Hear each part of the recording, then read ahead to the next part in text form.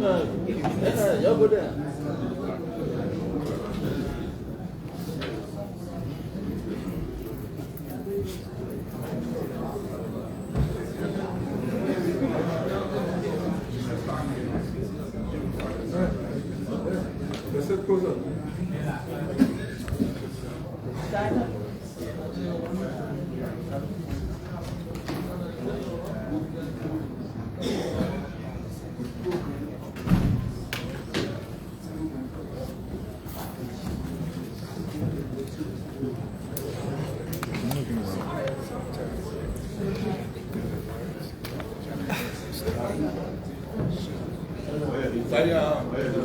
Please swear the nominee.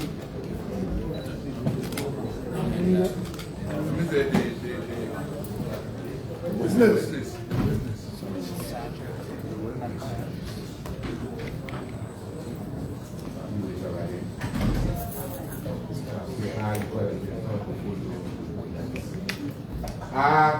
Jarso Jallah, Minister of Education. Do we have our swear? I swear. And the testimony I'm about to give. And the testimony I'm about to give. And to my recollection. And to my recollection. Is the truth. Is the truth. And nothing but the truth. And nothing but the truth. That's why we go. So help me God.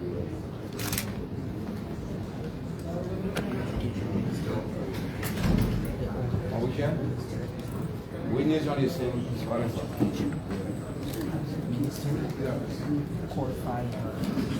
Thank you, distinguished colleague. The Minister of the Protest and the Honorable Liberian Senate. This committee having resolved into a committee of the whole. Would like to inform you that the Minister of Education has appeared before us to provide to this Liberian Senate information related to the Ministry of Education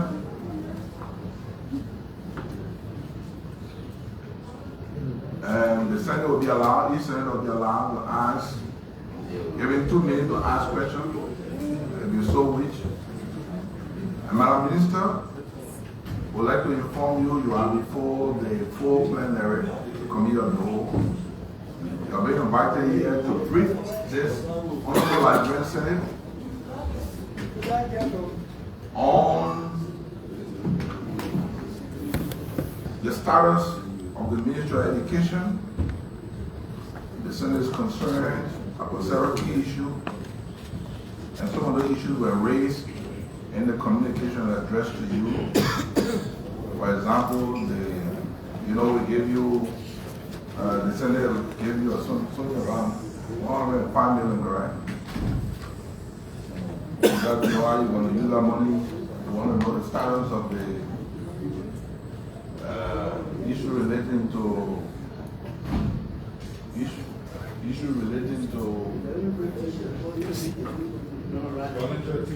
volunteer teachers,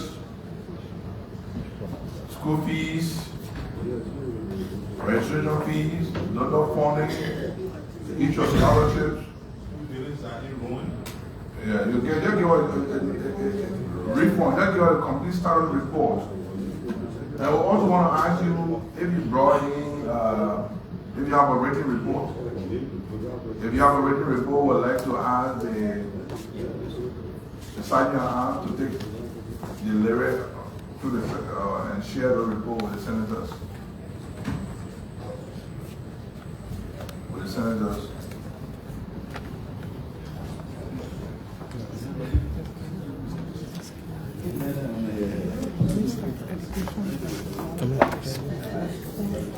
Okay.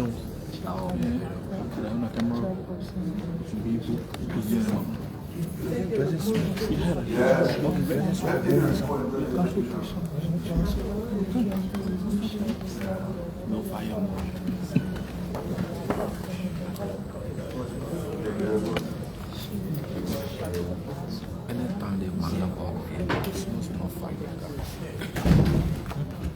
Will not permit the Senate that is witness to give us briefing. After the briefing, we'll allow each senator 2 minutes to ask questions. My witness? You can proceed. Thank you. Thank you, Honorable Senator.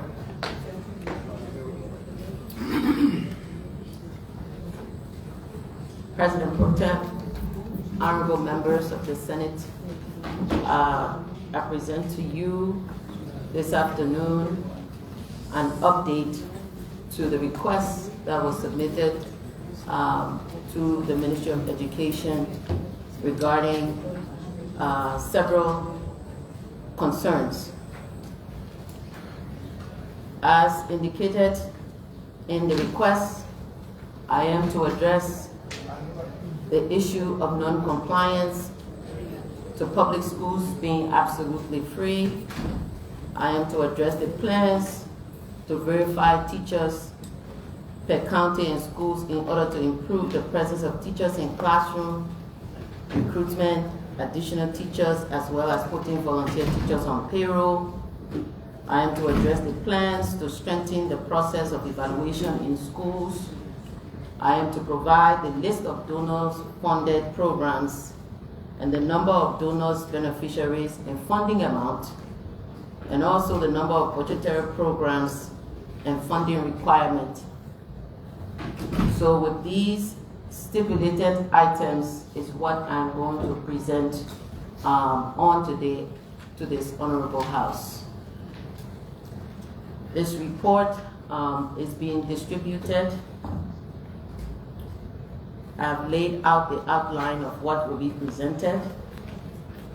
Public school free tuition, recruitment and placement of volunteer teachers on payroll, MOE Inspectorate regime to address regulatory and evaluation issues, the budgetary programs and funding requirement, GOL foreign bilateral and local scholarship program summary, and donor interventions and support to the ministry. Regarding the public school free tuition non-compliance, upon my county tour assessment, there were findings regarding schools not charging the appropriate fees. There were findings that indicated additional fees to what was stipulated in the academic calendar were being assessed by by school officials and PTAs. An inquiry into that was made to determine how those additional fees were assessed. In certain schools, the fees that were assessed were approved by the PTA. In other schools, they were approved by school administration. In the instance where school administration assessed arbitrary fees without consulting the PTAs, that school administrator was suspended immediately because that was in violation of MOE policies. During the county tour, of which I've completed 14 out of 15 Monterado remaining, the issue of extra fees is what I've just discussed. The tour also revealed that instances of school officials assessing fees without consulting PTAs or even the PTA without having a quorum to assess fees amongst themselves on communities that they know cannot afford. So while I was on the field, my conversation with PTAs were, one, be cognizant of the fees that you're assessing, looking at the community for which you live. That these extra fees that we saw was at times 3 times more than what should be assessed. In that instance, sometimes $6,000 to $7,000 fees were charged to assess and requested for students to pay. And we were able to document on the registration listing, it will capture the amount that the academic calendar indicates. But the extra fees that were being charged were not captured in the registrar records. So this told us that we don't even have an accurate record of the additional fees that were charged. The question around those fees that have been charged, what are you people doing with it? What can you tell me or tell us that you've collected over the period? There was not an accurate count of that. In addition, you use the fees to do what? Because I see during I saw during the assessment, renovations were lacking. I also saw the stipulation of we are collecting these fees to help pay volunteer teachers and volunteer support in the schools, but inadequate records to document same. So with regards to that, what we are doing at the Ministry of Education, we've begun preliminary conversations with the Liberian Revenue Authority to see how we can formulate a payment mechanism and scheme so that those fees in the public schools are paid directly into an account that will associate with Ministry of Education to make sure that we are getting actual account of who's paying what fees at what school. That is just in the discussion stage at the moment. It was just a brief preliminary conversation held with the CG of the LRA. Regarding recruitment and placement of volunteer teachers on payroll, I first want to thank, and I sent a formal and official communication to that regard to this Honorable Senate and the Legislature for the support and the additional funding that we receive in the education budget. And it's because of that support that we are going to be able to carry out the assessment of the volunteer teachers and their placement and transition to the payroll. So as you have before you is our plan for executing that with the expected results. The plan is to begin the assessment, and when we say assessment is the number of volunteer teachers quantifiably across the counties we do not currently have. So the assessment would do a listing of all volunteer teachers across the country by gender and by subjects. And once that is done, with the identification and listing is completed, the vetting of those teachers will commence. Another example we saw in the field during the assessment tour, we had some good volunteer teachers, but we had some that do not belong in our classrooms. They are Liberians worthy of livable opportunities, but not in the classroom.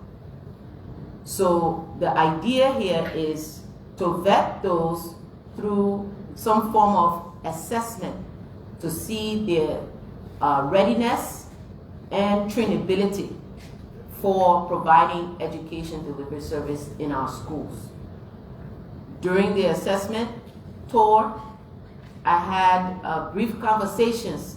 I sat in classrooms, observed instruction, and what I saw was heartbreaking. Teachers, now some teachers, I shouldn't say, because there were some good teachers I saw, but some teachers could not pronounce. There were wrong vocabularies on the board. And if we're teaching our students and we're teaching them with the wrong things, they just copy and go on. There were instances where I got in classrooms and I asked all the students to put their notebooks on the table. First, they hardly had notebooks. Second, what was captured in the notebooks were not indicative of any kind of learning. There were instances that students told me, Madam Minister, please do not allow the school to pass us because we did not learn anything. And by passing us would just mean that they're just giving us a pass, but not that we have learned to be able to sit in the next class. And the reason I'm stressing these particular instances is a challenge with the volunteer teachers in our classrooms.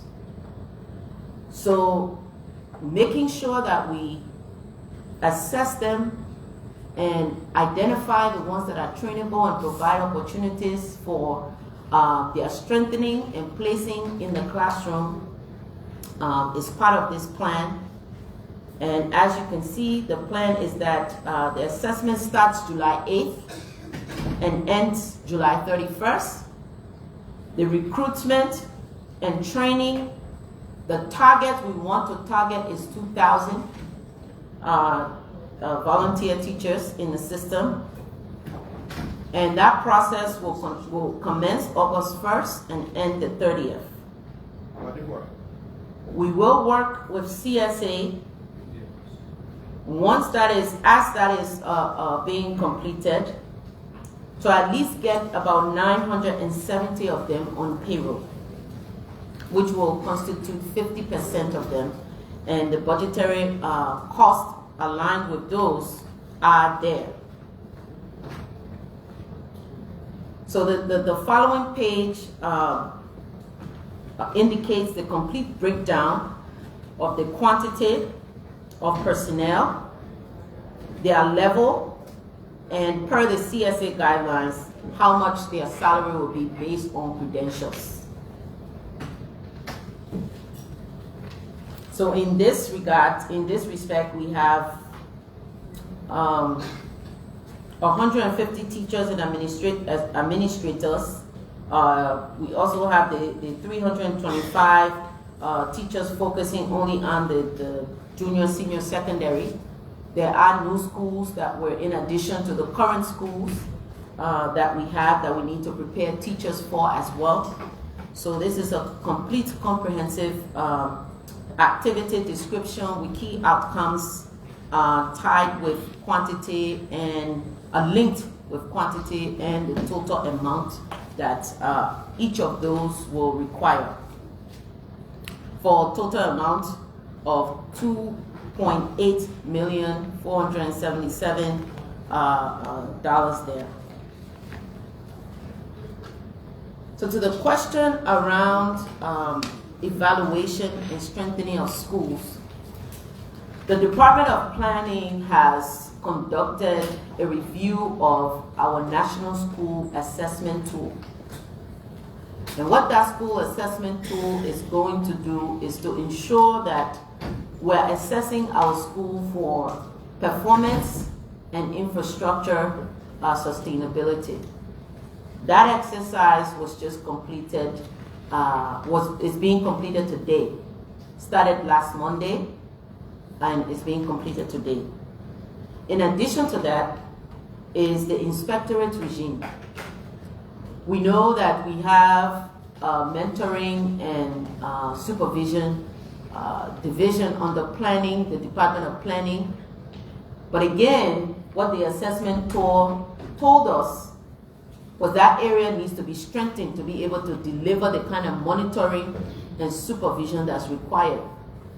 If you have a county and you have one M&E officer, you take a county, for example, Nimba County, that M&E officer is not capacitated to really do the level of inspection and monitoring that is required for system strengthening. In addition to that, you have a DEO that may have about 30 schools under his or her supervision. That DEO is not adequately supported to do the school level, district level, county level monitoring and supervision that's required for system strengthening. So the idea here in system strengthening is to establish regional hubs. We've done some study on inspectorates and success rates, And we've assessed that our neighboring West African counterpart has a very good structure in Inspectorate and what they are doing there. So the plan is to conduct a study tour to learn how the formation of their Inspectorate has helped with their system strengthening and monitoring and supervision. So the idea is to establish 3 regional hubs incorporating the M&E and Inspectorate officers to carry out specific functions around evaluations. And the Inspectorate teams we are looking to do is to train and place 5 personnel each at 3 of the regional hubs to include 6 months salaries with that. So we have the implementation time frame from August 1 to December 31st is the establishment of these regional hubs. The constitution of the Inspectorate team, we have a timeline of August 1st to the 31st, and then the training of them September 1st to the 31st, with the associated cost. Currently, the MOE budgetary programs and funding indicates, I'm going to report out on that now. We conducted a 1-week workshop. What we learned upon taking office was that we had an education sector plan that was executed. However, that sector plan and its implementation was not assessed after it was executed to learn the things that was done well and the things that we should learn from to ensure that we don't repeat those same mistakes. So what we've done at the Ministry of Education, through the support received from UNICEF and our other partners, is to operationalize our sector plan. So we conducted from June 17 to June 21st a multi-sectorial convening to map out all of the great plans that were developed in the education sector plan to a volume of 967.5 million. How are we going to effect that plan? So the operational plan is in draft form at this moment and it's being finalized. But we were able to convene with our partners, and one of the things we told our development partners is that whilst you hold us accountable, we're going to hold you accountable. Because the idea for support and development is to ensure countries are able to sustain whatever it is that we aspire to. And if we are to just restrict ourselves to certain corridors of the country, leaving other corridors of the country out is not equitable. So we had development partners that presented their activities, where they are in their activities, the number of funds that we have, and we also look at the operational plan to identify what gaps that we currently have in terms of funding. It will interest you to know, honorable members of the Senate, that most of what we have in the operational plan as it relates to funding and the programs that are funded by in the ministry are mostly by donor funds. It was clearly revealed when we were developing the operational plan. So the operational plan is in development for a period of 3 years, and that is going to take us to year 4 to where we start to develop the next education sector plan. The implementation of the operational plan will require commitments from the Liberian government in terms of budgetary support and solicitation of development partners traditional partners, and new funders. Regarding the scholarships, we currently have 3 bilateral scholarship programs running in China, in Hungary, and Morocco. And what I've done upon coming along with the team is do a cursory review of our scholarship scheme, identifying who's on scholarship, where they are, how much they owe, what's the MOU stipulations for what the government should be responsible for, and the countries that are providing scholarship opportunities for us, what are their responsibilities. And some of what we were able to uncover was that our students that we recruit, knowing what the national needs are and their course of study, when they get to their countries of study, their courses are changed. Their majors are changed to something more suitable, I guess, to the countries to where they are receiving scholarships. And that's something that we need to address, that we're planning to address. Because the idea for scholarship and the program students are going to is to strengthen our capacity needs for the development of our country.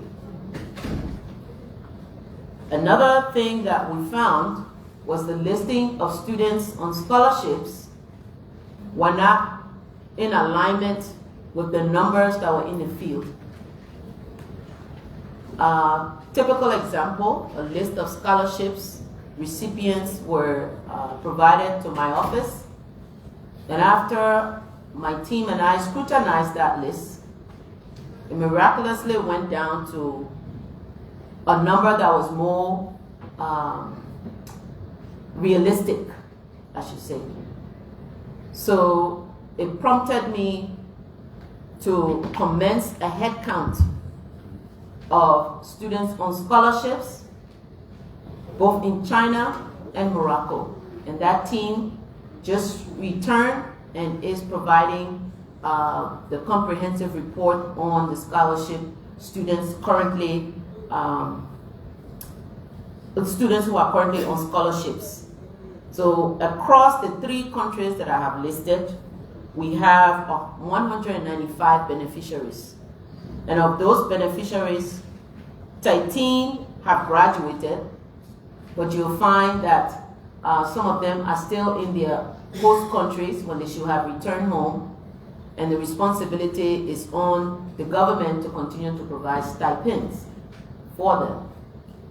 The other piece is students who went to school on scholarships and abandoned the program and not going to school, but yet they are on the list to receive support, financial support.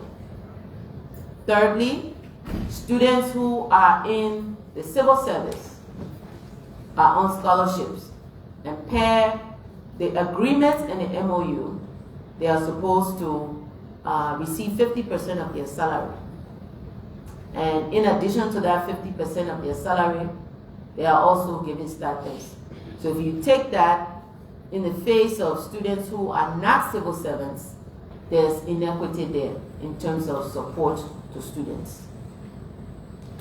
So I stress these things because these are letters from the field. And my team will tell you I'm one who likes field work, because field work gives you deeper insight to issues and challenges. Because as practitioners where we are, we're supposed to be the ones developing solutions to problems. But the first thing in doing so is identifying the problem. And you only do that by being able to go in the field. So the number of anticipated beneficiaries this year of the 195 is a total of 110, because we have maintaining them on scholarships. Who are high performing and not taking advantage of these scholarship opportunities. So the idea is to open up the scholarship application process to every Liberian who has the capacity for equitable access to these opportunities. Through digital format, we'll still maintain the paper format for people who want to submit applications by paper, but as we are living in the 21st century, we have to start adding some of those technological tools to our everyday activity. Regarding new opportunities for scholarships, we've received information from Germany, Turkey, Israel, Morocco, and quite recently, I think it was just yesterday or today, yesterday or the day before yesterday, the Africa-Morocco PhD program. And with the Germany, Turkey, and Israel, those anticipated beneficiaries are to be determined because those numbers were not actually given. However, Morocco, we have about 105 anticipated beneficiaries there, and then the Africa-Morocco program, we have 10 beneficiaries for that. The issue with the local scholarship is being considered, but with caution. And the reason it's being considered with caution is that we are running a scholarship scheme and have continuous arrears on students who are benefiting. I was just able, with the support again, with what was given to us in the budget, to clear some arrears for students on the local scholarships in the amount of $579,119. That was for the international scholarship payment, because that was arrears that students were not paid in terms of their stipend for those students that were living abroad going to school. Under the local scholarship scheme was $420,881. And yet, we still have arrears of local scholarships to institutions, thereby causing reluctance of institutions to allow students to register. So the caution is, do we continue to accept students, do we continue to make announcements for scholarships when we have these challenges in the system, is what we're reviewing right now. Is let's clear the areas that we have, and then we can reset on the scholarship, even with additional recommendations for who is going to get qualified for scholarships. Because what we're finding, again, on the local scholarships, students are taking, one of the vetting I did with the listing I received from schools, per the scholarship scheme, students are to take about 15 credit hours. But what we're finding is they will either start and drop, and then if they drop past the add and drop period, the ministry will still have to own the responsibility to pay the institutions, because they remain in the class, students remain in the classes past the add and drop period. However, if they drop courses before the add and drop period, then at least we can assess the fees to pay them per credit. So just even scrutinizing that, some funds were able to be saved in that way. So you look at the GPA, you look at the consistency of the reporting. Most schools did their due diligence to make sure they are adjusted for that, but we are requiring, as is the process, transcripts for students who are on the listing for payments of scholarship, to make sure that we are capturing the actual amount for what we should be paying under the scholarship scheme. But there's more, I think, conditions to continue to remain on the scholarship we need to include a clause on satisfactory academic progress. And that's a clause that we don't have currently. If you must be retained on scholarship, you must be making satisfactory academic progress. So as it stands, GOL has not been able, if you can please, that has grammatical error in your report on page 8. If you can just correct that, please, for me in your copy. GOL has not been able to fully cover the local scholarship areas, and thus causing problems for the local scholarship scheme, particularly, as I indicated, for colleges and universities reluctant to let students to continue to enroll, to remain enrolled, thereby hindering their enrollment at their various institutions. The donor partnerships and intervention collaboration.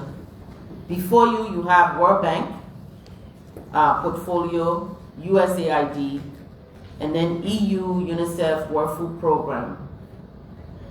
Under the World Bank portfolio, we are currently writing a concept for US $94.5 million project.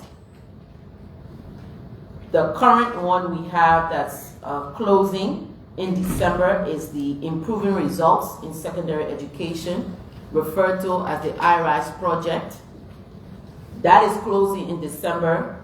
That project was a total of $47 million.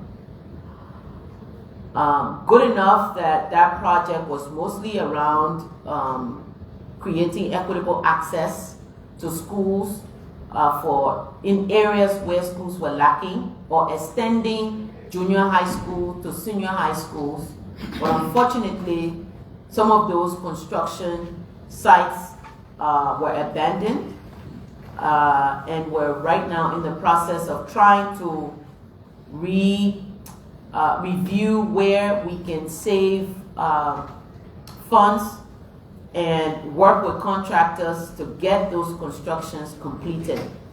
The Liberia Learning Foundation is another project under the World Bank that is closing this June. Matter of fact, yesterday, June 30th. That project was $5.6 million, and that project focus was mostly around ECE, early childhood education, infrastructure, and support with materials and what have you. So that's currently the World Bank portfolio. There were, before that, the G2B that concluded, but these are the current World Bank portfolio activity that we currently have and the one that is to come. For USAID, we have a project, the Transforming Education, the Education System for Teachers and Students, the TEST program, project, that is a total of $21 million. And the idea is to train and strengthen teachers to deploy in our school systems. The Education System Strengthening Project, that's the ESA project. That is a US $23 million project. And the focus area for that is improving education governance, accountability, and strengthening the decentralized system, mostly with technology and support to strengthening our education management information system, our MS system. And that's critical to be able to get the kind of real-time data that we need in our system, particularly with school census. Because the school census data will help us to properly plan for the challenges regarding retention in the school, proper infrastructure, and instructional materials. Currently, in addition to the national schools, the SQA, the school quality assessment tool that was reviewed and finalized and being finalized, is the tools that we're going to use for the national school census. Those tools were reviewed and revised, and they've been finalized to ensure that we're capturing the kind of data that we should be capturing across the schools, from the school level to the district level to the county level. So the ESA project is critical in that support to the ministry. A new one is the foundational skills activity, also funded by USAID, and they just began about a month or two ago. That project is totaling $75 million. Under the EU, they have supported the ministry and the government with TVET centers, with the construction of TVET centers in nearly most counties around the country. Thank you, sir. We're looking for those counties also that are not included in what they call Youth Rising 2, to make sure that other areas that need that support, that should have that support, will be provided. So that project is totaling 51 million euros. UNICEF has a rolling work plan currently at US 7 million. And the additional supports there or programs there that you see is the school feeding program. And that was significant for me to include here as interventions and collaborations, because we are seeing that areas where school feeding is happening, increased enrollment is evident. So currently, WFP is deploying two sets of programs for school feeding. One is the homegrown school feeding program, where small farm cooperatives, mostly owned by women, are making, gardens or farms and selling the produce and being bought and brought into the schools to feed the students. And also, Mary's Meals through USAID funds facilitates the school feeding program in schools, some schools across the country. What we're also finding is that if we are to nationalize, what we also assessed is that if we were to nationalize our school feeding program, the challenge that we have with under-enrollment, we won't see. Because encouraging people to send their children to school is one thing, but if the students come to school and they're not well, they are hungry, they're not going to pay attention in school. So at least if we can provide them one meal a day at school, it will encourage enrollment, and we have seen evidence of that across not only reports that have been developed, but in our field assessment. We also have, in terms of intervention in the sector, is the Liberian Educational Advancement Program. The assessment in that is, did we see some aspects that are commendable? Yes. Did we see areas where we need a redesign of the LEAP program? Absolutely.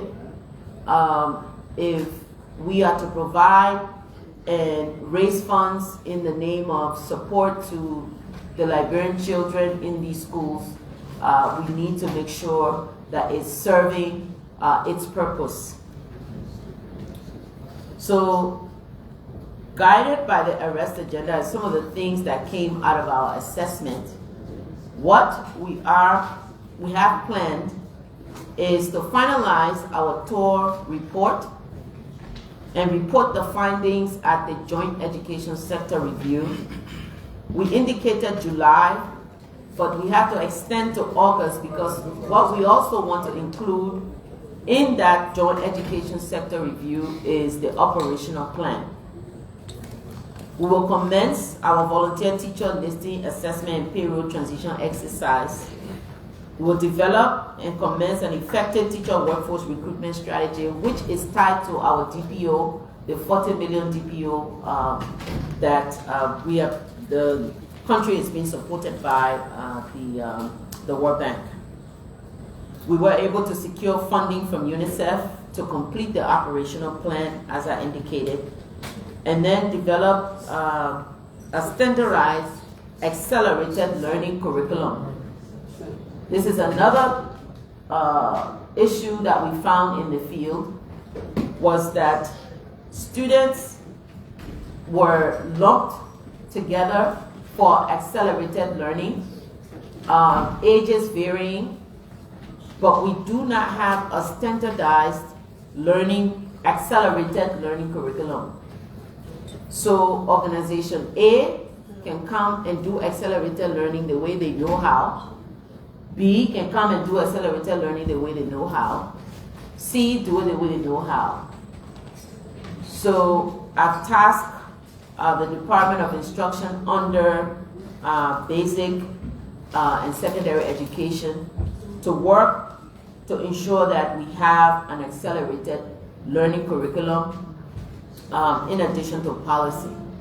That if you're going to come to the Republic of Liberia and want to do accelerated learning, this is how it should be done, and here's the curriculum that you should use. The next thing we're doing, for which we've completed, is complete the payroll headcount audit. That has been done at central office in collaboration with the Civil Service Agency, and that exercise is now being planned in the next week or so to move to the counties to complete the rest of the headcount. As of the taking office of the current administration at MOE, on the payroll, we had noted over 15,000 plus staff, and we want to ensure that those people that are indicated there are actual people. So hence the commencement of the headcount at our central office, and now moving into the counties with collaboration with CSA. Another item of what we're working on is strengthening the accountability systems at all levels. One is ensuring just even the way people come to work, take note. Somebody can come to work, somebody else signs for them. So to include a biometric system that when you come to work, you sign in, we capture when you're here, and also making sure that we are doing performance evaluations. There's something I asked about. At the county level, at the district level, performance evaluations are not being captured as they should, and we don't have complete records of them. These are all accountability and monitoring supervision issues that we're looking to address in that activity. Collaborate with our interministerial task force team on at-risk youth. Through the Enhanced Accelerated Learning Program, we have the ALP program that we really need to work together with Ministerial Youth and Sports and other institutions, other line ministries, and partners in the sector to make sure that we're addressing issues with at-risk youth. One of those are programs for drug use. Students that we know, we have challenges with our young people who are suffering drug abuse or issues for non-attendance in schools. We also have a plan to explore the redesign and rebranding of the LEAP program to ensure equity, excellence, and sustainable scalability.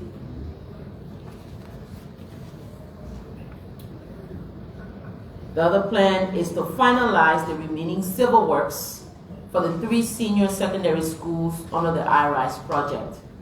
Currently, for what it seems, one of them might likely be ready for the new school year.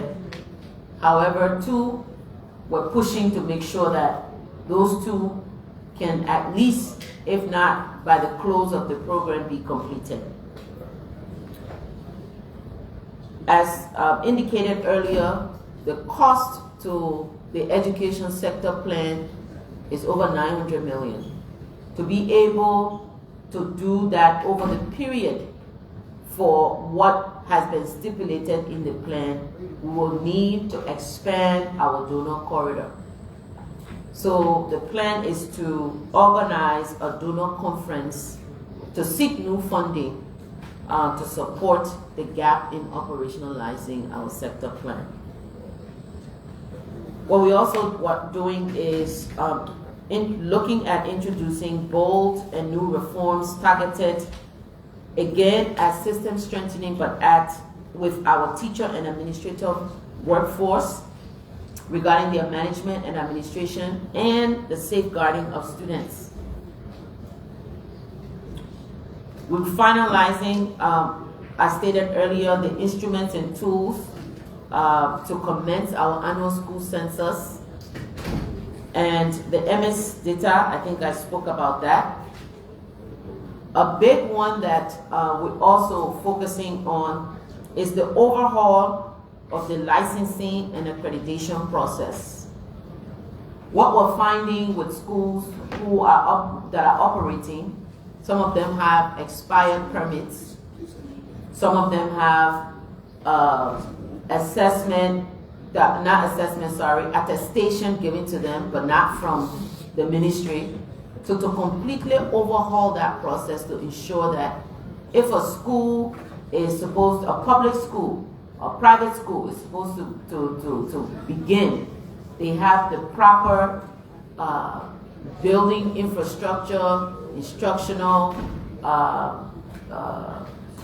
services and supports there to ensure that our students are learning. And this will all fall under the National Inspectorate.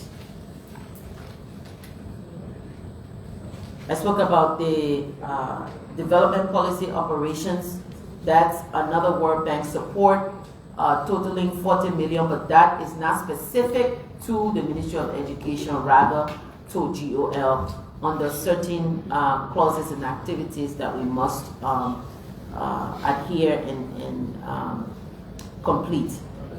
So dialoguing and engaging our education stakeholders so that we leverage coordination and reduce the fragmented approach that we see in development services in the country. One of the things I discuss with development partners is the coordination is important, but the sequencing of the activity is also important, so that we know, for example, if development partner A is conducting this, for example, digital transformation, development partner B is not doing digital transformation. Or if they are, let's coordinate components of what under digital transformation development partner A would do versus B. And I can say for the development partners that we've spoken with, they are on board with this level of coordination, which has started through the Liberia education group, the LEG, that was formed to make sure that we bring development partners to the table monthly to go over their activities, what they are doing, and everybody knowing who's doing what. So this current process that we're involved right now with the Excel project that we're writing, we were able to look at the USAID program to find out what is it that they're doing so we don't duplicate it in the Excel project. The other piece of what is to come is the developing of the child rights and safeguarding policy in our schools. We've engaged with UNICEF already. As we know, one of their key priority items is children's rights.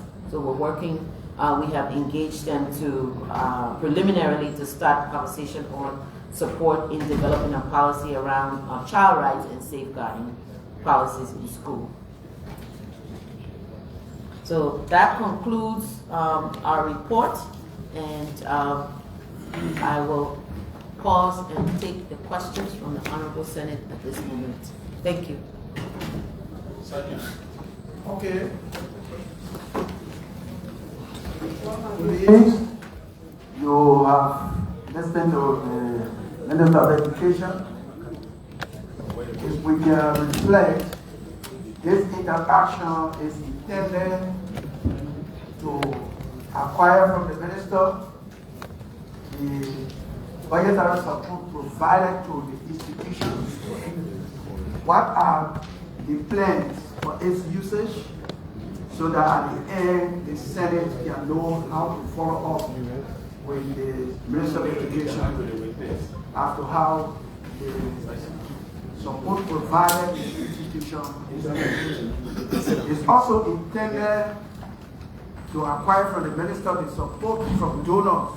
How can it be aligned with the ministry's program, and how is it supplementing government's efforts? So you've listened to her, the outline she gave.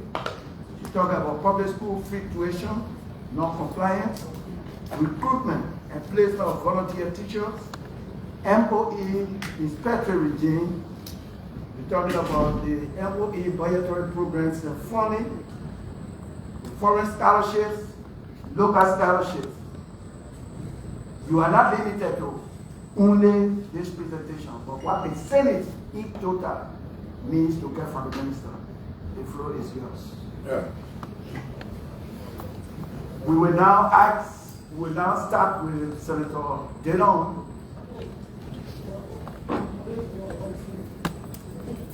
Mr. Minister, please listen.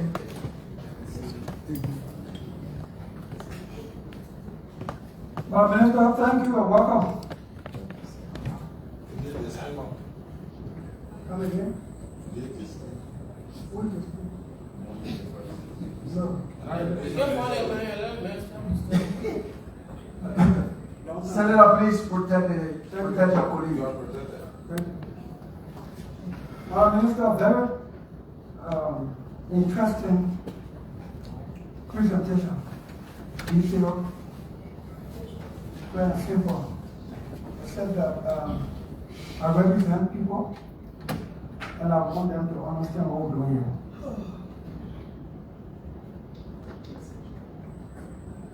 I have interest in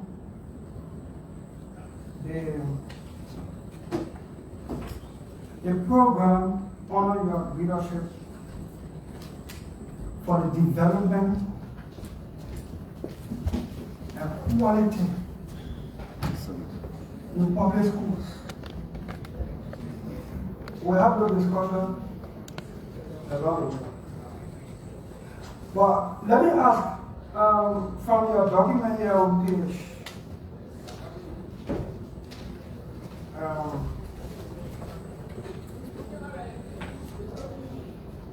where you have the contribution from our donor partners. The contribution. Page 9. I see you got 94 billion, 5% billion, so they can exclude us. But I want to ask, start by asking,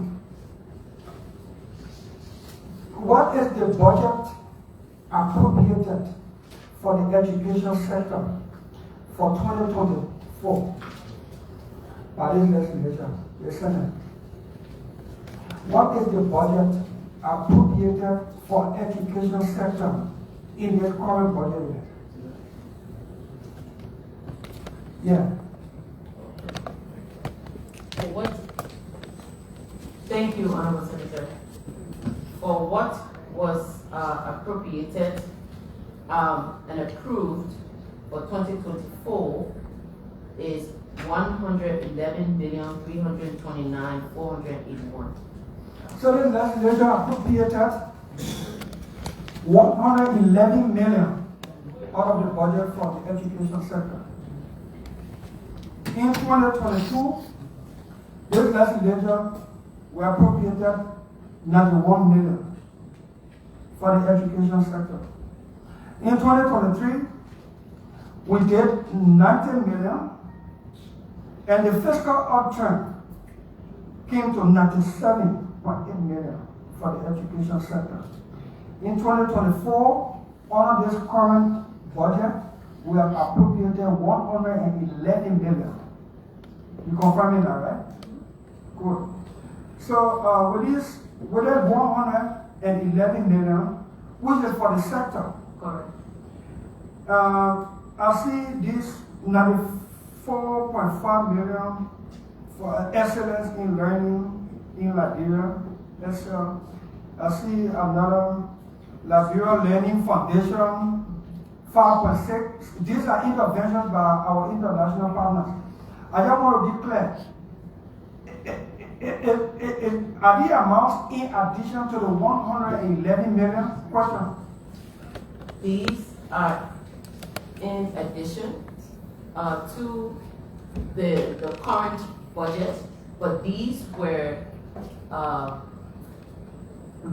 projects that began in 2018, 2019, that I stated earlier that at the closure, right? So for example, the 5.6 million, the 47 million are projects that have already, the 5.6 is concluded, right? And the 47 million is going to conclude in December. But the 95.4 million, which parts of that is support from GPE, Global Partners for Education, in grants, and the other being IDA, which is a loan, forms part of this 94.5 million that you see.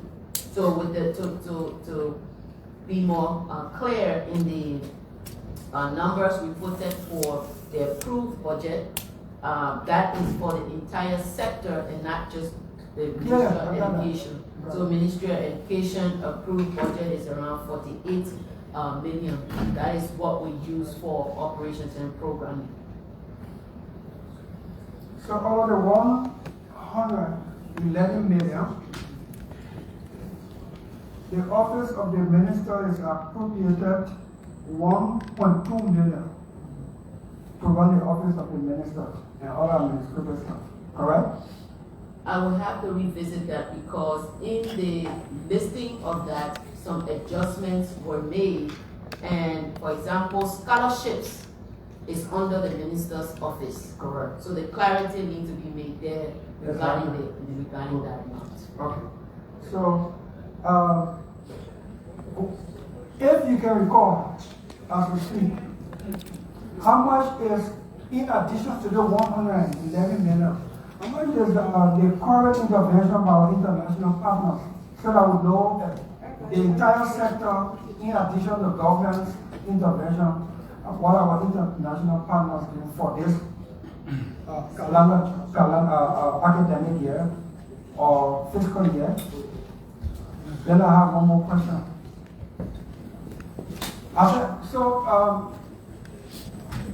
Do you know the exact amount that is being provided by our international partners? The exact amount that's been reported For this year? Right, for this year is what you have stated in the World Bank and broken them down categorically. So for this year, we have concluded the 5.6 million project. We have the $47 million project that is going to be concluded December 31st.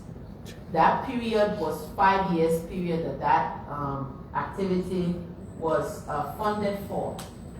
So to give you a quantifiable amount across all of the development partners, I would have to tabulate. But what I've provided is by development partner and by projects and aligned with their total amount that they're supporting, excluding the 95.4 million that has not come yet. That is in the development stage, and that application is due November of this year. In the interest of time, I will just do one more question of you. So out of 111 million that we appropriated for the health sector, the education sector, the Ministry of Education got over 45 million. The Ministry of Education, that includes public teachers and taking care of schools. Is that money small? Because when no $10 crayon in the public school, you say the law because they're making too much. Nobody, some people just hearing that for the education sector, we appropriated 111 million. today, supposedly, and the following. But 10 black men are true crayon. In the classroom, they say they don't remember any, they get there for the same. What can happen to them on question? Very good question. And that's something that I found in the field. I will even go back to, in addition to this budget, part of the World Bank funding was grant-based support to schools to use, to purchase the crayons, the instructional supplies, to do updates in their schools that were approved by their school improvement team. But when we went in the field to inquire school X, you got $50,000 for your school improvement team. For your school improvement, what have you done? Show us evidence of it. You could not find. So to your question, Honorable Senator, what have been done? Most of it have been either misappropriated or the items that should have been secured were not secured in adequate number. And this is why the Inspectorate is so critical to ensuring that we don't get questions like this from, because these are elementary questions to get from our senators about why funding that was supposed to be appropriated for simple things like basic instructional materials are not there. So the responsibility is not only on the ministry to do so, but at the county level, at the district level, and the school level to ensure that these things are there. There were incidences where books were packaged and brought to schools. Those books were packed in closets and not opened and given to students. For whatever the reason, I don't know. So monies are appropriated, but accountability is a problem. You know, because even when at JFK, we put about $8 million in the budget for JFK. When $10 power something for that in JFK, or $40 mattress, not in JFK, they say the law will go and jail for the same without anything. Nobody asked for that $8 million, what happened to it? So we would be very keen on calling these figures and demanding on how these things are done so that our people know that the budget will be willing for them. Okay. Thank you. Okay, Senators, the next batch will be Senator Smith, Senator Jallah, Senator Joseph, and Senator Sarah in that order. We have 2 minutes. Yes. Please, let us please manage the time, because every senator wants to please manage the time. Please, I think we should do so. Honourable Minister, good afternoon. Thank you for your time. We are discussing one of the key sectors of our conference. So when you see senators, you know, because we know what we are going through.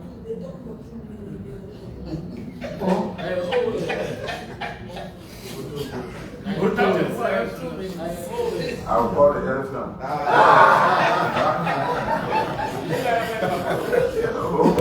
Oh, yeah, that came out. That way, Minister, because normal. I have 2 concerns. One, you mentioned some key programs funded by international donors that are being implemented in certain counties, but not across the entire country. Why students across the other or in the other counties are not benefiting those programs? What informed the decision to select certain county against the rest of the country? I would want to know that. For the sake of time, when you presented your report, your write-up, when I opened it, I was so anxious, I started looking for the place for Riverside. I did a report, a complete breakdown, county by county, the number of schools, those functions or not, per your ministerial record, how many teaching or administrative staff, those on payroll or not. You mentioned about qualifications and some of them that are not deemed to be in the classroom, looking for basic statistics that will inform my decision to know what is obtained in my county. I looked for it in the report, but I didn't see it. Thank you very much. Thank you, Honorable Senator. That will be concluded once we have concluded the development of the school census exercise to report out the number of schools in our system across all levels, whether public, private, faith-based community schools, enrollments in those schools, number of teachers in those schools. That school census is what will provide you the information that you would like to receive. The last school census was done 2 years ago, the 2021, and that's the one that I referenced during my confirmation hearing. But since then, school census have not been done, and to support what you have requested is the reason why those are some of the immediate activities that the ministry is engaging to make sure that we have adequate school census completed to provide this information for planning purposes. The selective donor program. The selective donor programs, that was another excellent question, Honorable. That was the same question I asked upon taking office and upon taking the tour in the counties. I saw areas that didn't make sense to me, that some were not provided this opportunity.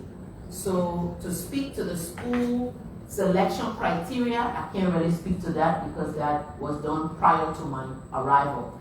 And just rationale to the selection was provided generally around, oh, this is the area that, you know, we needed to extend school or we needed to support, you know, the building of schools.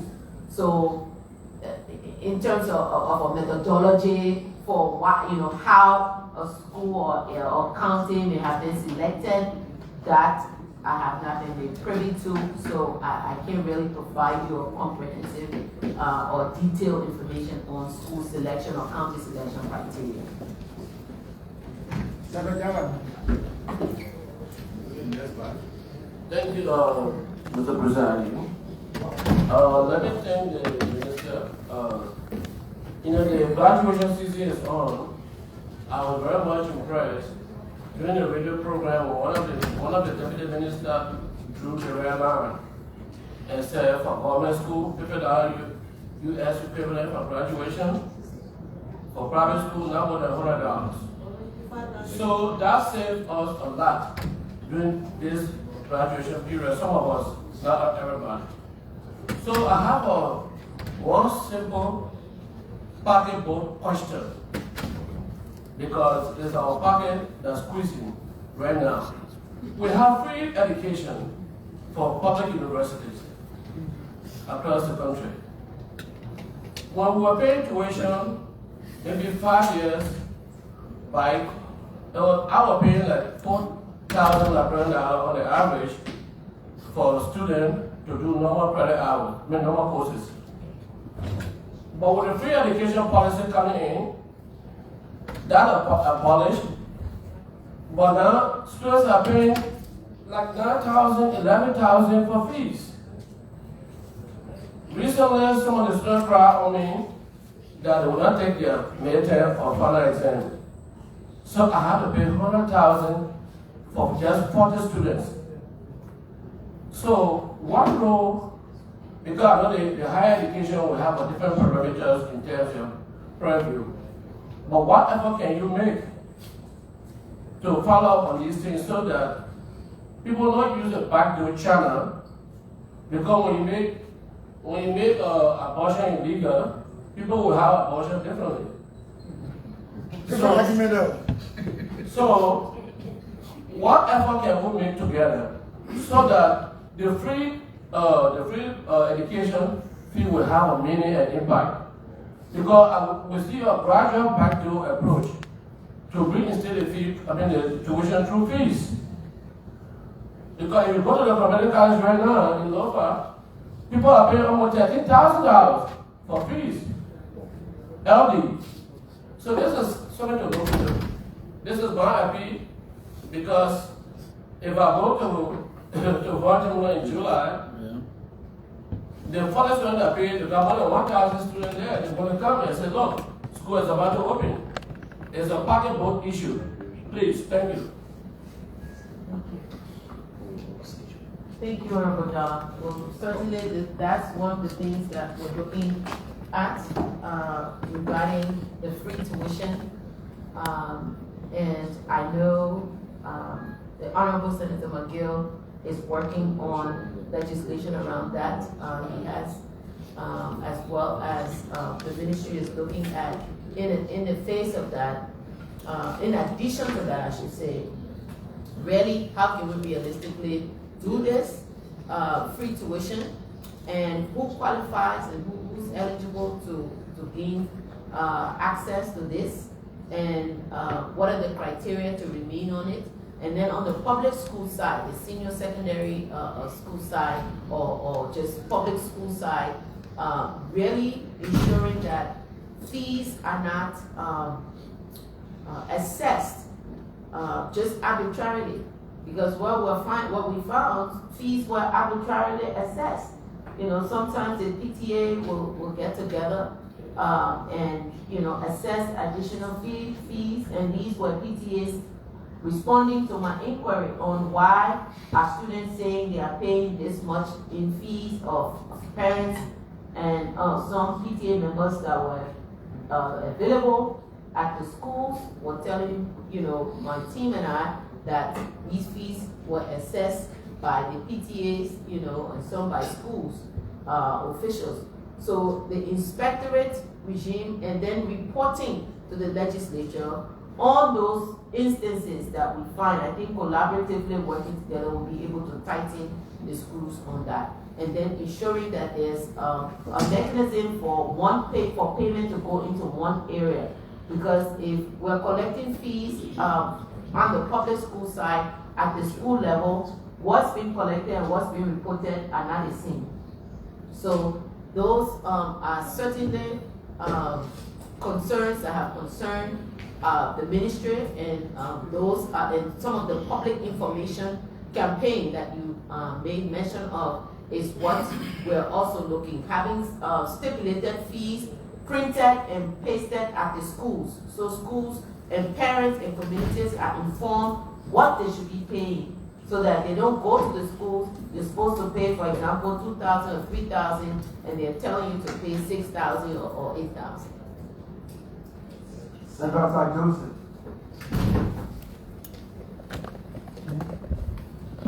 Thank you, Mr. Chairman. Madam Minister, let me say, first of all, thank you for your tour. I witnessed your tour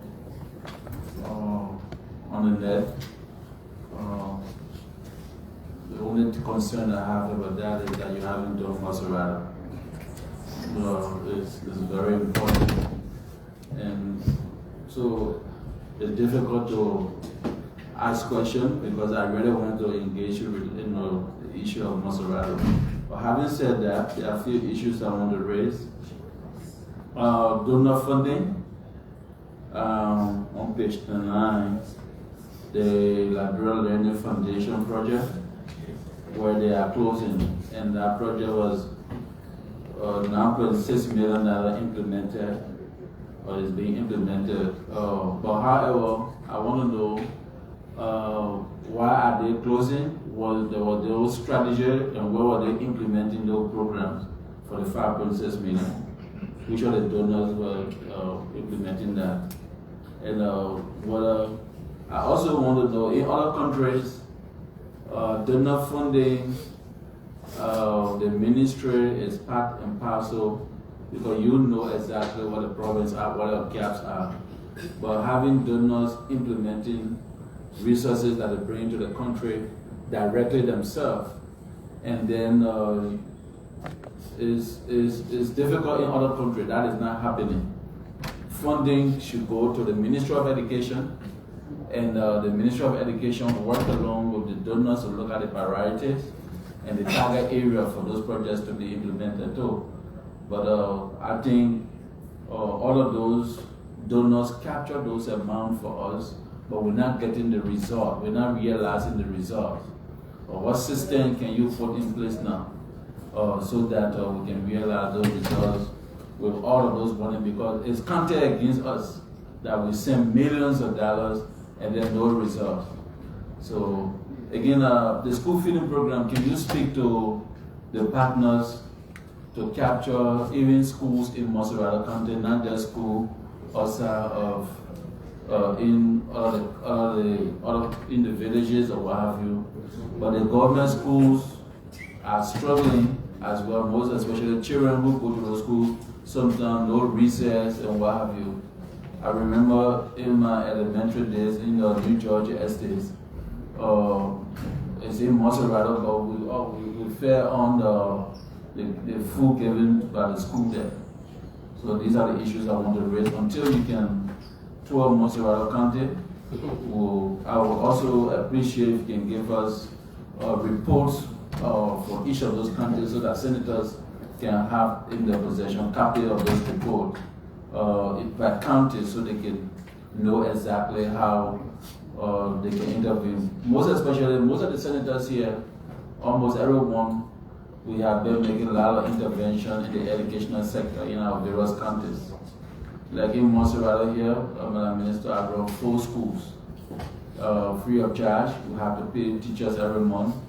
So it's good to make sure that you will visit those schools as well.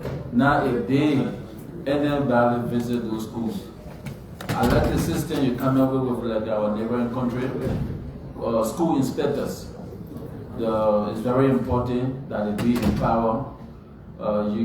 You have one person using motorbike. Some of the areas they don't have motorbike can't go there. So if you want those school inspectors to be effective in the work, I think you can also provide vehicle for them by Zooms. I think it will be helpful for them. So thank you, Madam Minister. Thank you, Honorable Senator. If I can just respond now to the issues you raised. One, why is the program ending? The Liberia Learning Foundation program was a 5.6 million project that commenced in 2021, and the period for that was 2021 to 2024. So that is why that program is ending. And the program was mostly purpose of that project was to construct ECE classrooms and support accelerated learning through results-based financing focused on equity, efficiency, and learning outcomes. So what that means is part of that activity in the project, the school grants that I talk about were made available to various schools across the county. And if you'll pardon me, I prepared, I think enough, but not quite enough to give you the counties, but mostly around in the southeast. We had construction of these ECE programs mainly. We had some in other areas, but the ones that I taught and saw where the ECE schools were constructed were various counties. I just can't recollect that, but I can make that available to your office after this hearing, the counties that we have them in specifically. But that's the Liberia Learning Foundations. So the concern raised about collaboration and coordination with donors. And yes, and that's something that I've been saying in my discussions with not only my colleagues or folks in the sector or partners, is we hear this amount, 46 million, 5.6 million, you know, this amount, but with that, all of those funds do not come directly into these programs. Is being able to read these concept and budgetary plans to identify what percentage of this money comes to the country for doing what it says it's going to do, what percentage goes to consultants coming to do what they say they will do, and how are those consultants identified, right? Who's in the process of that? So to your point, one of the things that we noticed in the operational plan development was that whilst in years past, most of the donor projects, you'll have international people running them. But around the table for these donor projects, we had Liberians, you know, who were either deputy country directors or program, you know, coordinators running these programs. And that's testament to the improvement that we see in donor collaboration in making sure that we have the country's priorities there, and we have Liberian nationals there supporting the delivery of these programs. Because when you do so, you have a stake in it. You are interjecting the priorities at every stage of the operations for what's needed in your country. And I was happy to hear our donors telling us, our donor partners, we want to collaborate more, we want to coordinate more. So we're happy that we're having this level of coordination and extending that coordination to the Liberian education group, that when a project comes, let's scrutinize it, right? Let's see, for example, one of the projects that were one of the projects being delivered, the Excel project, those are the kind of scrutiny that we're starting with in the design process. Because if you wait for the design and the concept to be developed and you come at the tail end, to make impact sometimes is a bit late. But when you're really involved intricately in the design and the development of the concept, you really know how these funds are going to be distributed and how the budget plan is going to look like. So all of what you've indicated, Honorable Senator, are pertinent and important to how we structure and work with our donors to ensure that what we see communicated around donor support and projects to our nation is what is actually being, and how are we as a country and as people that are supposed to be in charge of this work, how are we participating in that process? In follow-up, Mr. Chairman. The last one. Yeah, that's the last one. Please. Okay, thank you. Thank you, Mr. Chairman. Long live the chairman. In follow-up, Madam Minister, thank you for the answer. Please, what will next time come into report, we want to hear that from the donor funding, this is why I went to this country, this is why I went to this country here, and then this is what was implemented. And I think too many persons sent as Inspectorate to come and implement that particular funding, and a lot of the money goes back. So money coming to us, we want it in the pot of the government so that we can be accountable to our people concerning that. So encourage your donor partners. It's a law in other countries. When you take money there, the ministerial responsible implement that money in consultation with the donor partner. So I think I want you to push that along with them. Thank you so much. The next batch, Senator Sarah Moore and Senator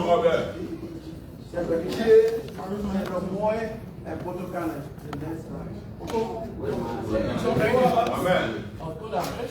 Thank you, Mr. Chairman. Thank you so much for the opportunity. You ask question. Thank you, Mr. Chairman. Good afternoon, Madam Minister. For me,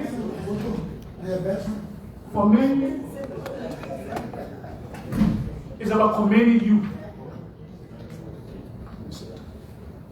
I mean, for you to do a 14-county tour in less than 5 months of your appointment or your nomination and appointment as Minister of Education, for me, it's commendable. And I think you have passion for your job. I stand to be corrected. I don't think any other minister have done such a tour. Congratulations. Thank you so much. So, couple of issues. You know what? You come on over and be good. We will take that on over. You know that. But couple of issues. Is there any lesson learned from your predecessors? Because I followed Professor Suni when he was Minister of Education. He was always on the radio with programs and letting us know that things were good. I mean, the education system was being improved. Now, I mean, going through your presentation, a very serious presentation, simple to the point, detail. But, I mean, it is to my known, I said correct that too many things is yet to be done in the field, considering the tour. My question to you, Madam Minister, is there any lesson learned from the predecessors? Is there anything that you can boast of that you met at the Ministry of Education and you can say, yes, this is something that I can build on and move on with, considering all that was heard on the radio in the past?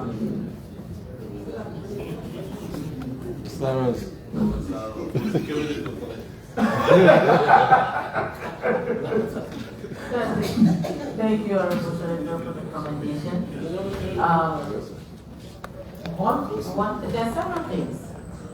And I stated this in the Southeast when I went on the tour and told the people that, government is continuity. Just because you and somebody don't share the same political ideology don't mean what they bring is not good. And that sentiment we need to dispel. The ESP, for which we are developing an operational plan, was done in the previous administration. So that's an activity that we're extending to ensure that we're planning appropriately to execute what we must to deliver for the education system what's needed. One of the other things is the importance of recognition. I am informed that the Best Teacher Award activity was done in the previous administration, and it's good because you want to encourage folks who are doing well, who are doing innovative things, to continue to do so.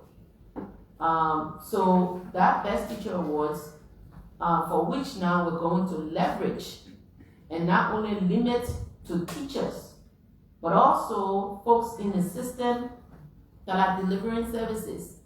For example, guidance counselors that support learning in the system. On the tour, these are areas that students told us was helpful to them for being in school, that they come to school and somebody is there, they're having problems to talk with. Or principal that's going above and beyond their call of duty. Vice principals of instruction, vice principal of instruction that ensure lesson planning and the instruction that's happening in classroom is doing that, or even going above and beyond, teaching their teachers how to teach or identifying areas where they might need development and supporting them. So that's an area that we're going to leverage to escalate. So there are areas that we can build up from because that's how I look at it. I'm a pragmatist, and I deal in reality. What is the reality? Always, And I wouldn't sit here and say what my team and I are going to do is going to be the only thing that will be done right. That will be a fallacy. So what we will do is pick up from, the lessons learned, the good ones, build up on it, the ones that we didn't see were good results, we recalibrate and strengthen that. Thank you. Thank you. Senator Chair. Excuse me. No. You got 2 minutes.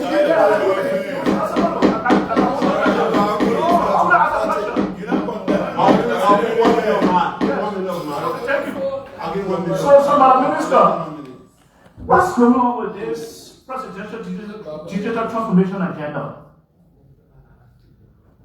That transformation project is being done in collaboration with LTA, the Ministry of Youth and Sports, MOE, and other partners, other stakeholders.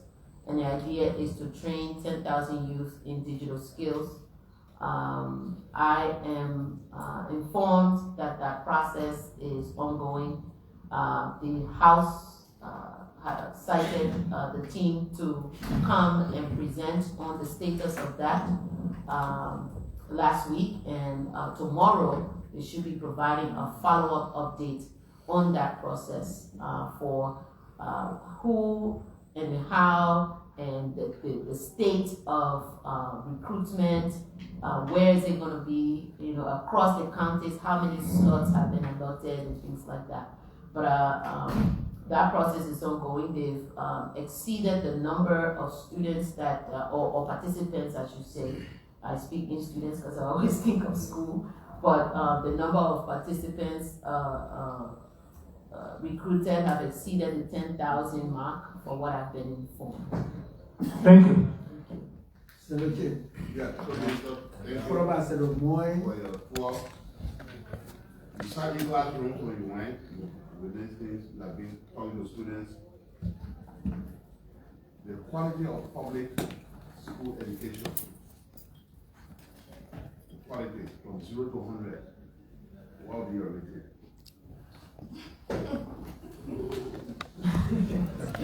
Thank you, Honorable. Professor. It would depend on the school. Public school. Yeah, that's what I'm saying. You are school to high school students. I got someone right from high school. The quality they are getting. What is the Ministry of Education? What value do you give it? And my next question will be, by the time you live in 5 to 6 years, what do you want to carry? Thank you. If we're speaking of the graduates that we are graduating, Right. I would deem it a 4 or 5 on a scale of 10. And the reason is 40%. Yes. 100. The reason is the challenge I saw in the middle grades and the higher grades of students being unable to read. Reading comprehension is fundamental to attaining a degree. If you can't read and you can't write, it's a problem. And when students tell you, please tell them they will not pass us because we learn anything, it's another indication of the strengthening that our system needs. But what I won't do is fault the teachers too much, because you can only expect somebody to give a certain result if you have capacity in them to give that result. Some teachers are in the system while they may have C certificates or B certificates or even bachelor's, master's degree. Their professional development is not systematic. Some of them have been in the system long without really upgrading their skills, whether it's in pedagogy, how to teach, or whether it's just in the subject or content area that they are teaching. So part of this teacher upgrading that forms a singular activity in terms of my priority is just around that. is equipping teachers with 21st century skills in pedagogy and in content area. Students informed me, as you indicated in my interview with some of them have not had any STEM-related courses like science, specific to chemistry, biology, physics, but yet we send them to take WIAC. And we see the WAS, excuse me, and we see the scores. And those scores are not indicative of what we know our students should learn in school. So these are systemic issues that are plaguing the system that we are looking closely at addressing. Teacher readiness for the classroom. You ask a teacher, where did you get your preparation? A GASI certificate, but they're standing in a senior high classroom. You're not even prepared. I look at a lesson plan for a 9th grade teacher teaching, I believe it was geography. It didn't make sense. And I'm asking, one of the lesson plan was from the principal of the school. And I asked the question, you did this? This is your lesson plan? Yeah. Anyway, Yeah. you were talking about, so, Yeah. yeah, it's also 2 minutes. Yeah, sorry. One more question. You want to come in? The president is there. So, when they say, Madam Minister, yeah, you are Grand Crew said here. You see that, for example, they say 65% of only 65% is educated. So it's a literacy rate, so it's 60%. What does that mean? Meaning, the literacy, the people in your country that can read and write, versus the people who can't read and write. Yeah, So that's the literacy rate. Yeah, when they read and write, what do you mean? Meaning they at least have basic level comprehension. They can read or yes. On newspaper, for example, they say I better read on newspaper. Right. So it doesn't mean that you are required from high school. No. So what's your program for adult education in high school? I didn't hear anything about that. Thank you. One of the places that we visited, some of the places we visited were night schools during the tour in some of the counties. Adult literacy program, and you see on the strategies that we're looking to employ. Adult literacy program is one of the areas that we need to carefully look at. And some of the donor support that are coming to do some work in the country, we need to direct their attention to these areas, because we need to really make where we have other countries have, like, for example, general equivalency diplomas for adults who have either dropped out of school, to make them, to get them credentials to move on, whether they want to go to college or vocational school. Areas that we're also looking at strategically for bringing in support and strengthening that area, because you have a lot of overage students out of school, and you can't put those students in regular school systems, but you cannot deny them of some kind of pathway for educating themselves. Okay. Senator Moy? Okay, thank you. Thank you. Madam Minister, thank you for the presentation. Listen keenly. Let me go to it strictly. I heard you saying the RISE program or project will be concluding in December. And you also made mention about some of the projects that have been abandoned. What's the cause of that? Because these are donor funded projects. Thank you, Senator. Some of the project sites, construction sites, as we took the tour, we saw at certain implementation level were not at those levels. Or some of the ones that were at an appreciable level in terms of completion. There were some design issues that were raised in the deviation from what you should have seen in the BOQ, but against what was erected. But for the abandoned sites, I would make this assumption that poor supervision of construction and the requisite reporting that should have gone along with that. And those, as Senator Cyrus asked about lesson learned. Those are the lessons that we've learned from these projects that, in the short time that we've come, that we've assessed, donor funds that have come to do certain activities, to carry out certain activities are not happening as they should. And the reason for that is just poor supervision, or I would say mediocre supervision, because if you're a supervisor, you have an implementation timeline. At this interval, this is supposed to happen. This interval, this is supposed to happen. And if you're not seeing that and you're not monitoring that, reporting to the rightful supervisor on what's supposed to happen to get up to the ministry, you'll have these challenges.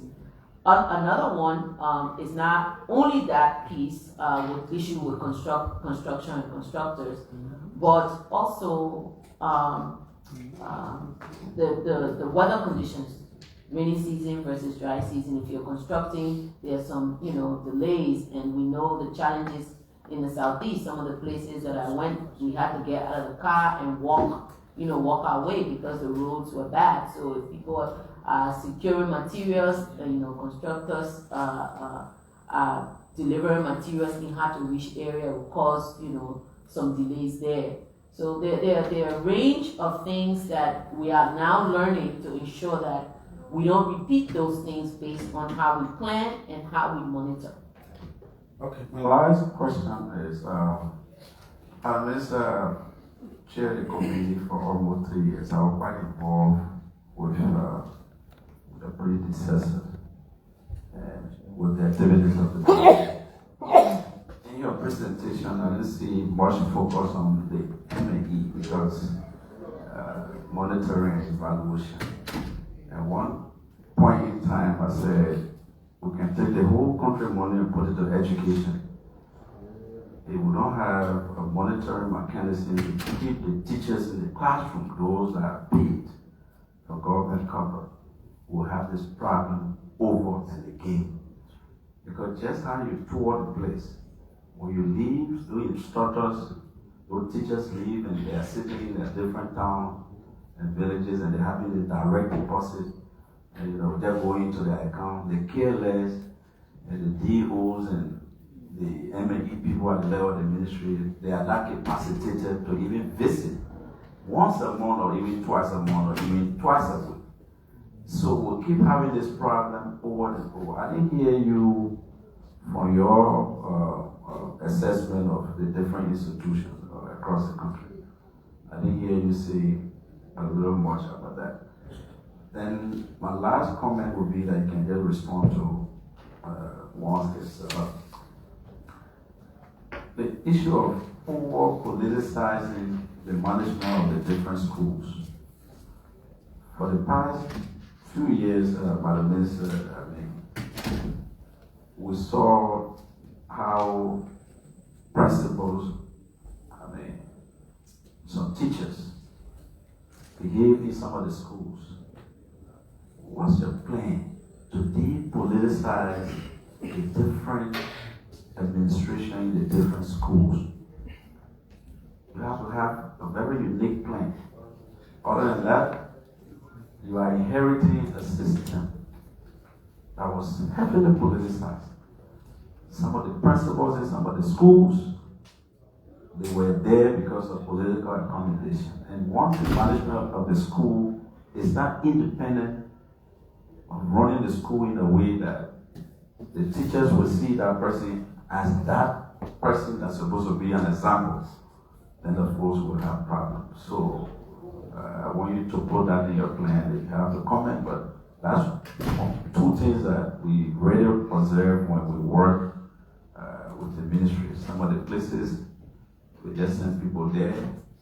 The process leading to them getting there, whether they have to be vetted by the school board, or you are just pick up and just send there because you needed one person to say, yes, this person is going to Miami High School. Whether you had a requisite education or the administrative skill, nothing. So I hope you think about that and restructure, change location. Change location. Some of them are very comfortable to where they are. I mean, I say them from the bottom of my heart. Nobody taking job from anybody, but do a little shifting and see so that you can, have a kind of control. Thank you. Thank you, Honorable Senator. Regarding the monitoring and supervision, the scaling up to an inspectorate is where that activity will fall under. And that is why in my earlier deliberations, I talked about having M&E officers, but you have one M&E officer to a county, for example, or to a district, for example, not looking at the population and the number of schools that they should be providing monitoring and supervision for. So the idea for strengthening the monitoring and supervision is really the development of the inspectorate that will ensure the kind of school level supervision that is needed. And to your point, yes, and the political emphasis you've drawn is not unique to Liberia or anywhere else, right? You always have that in the system.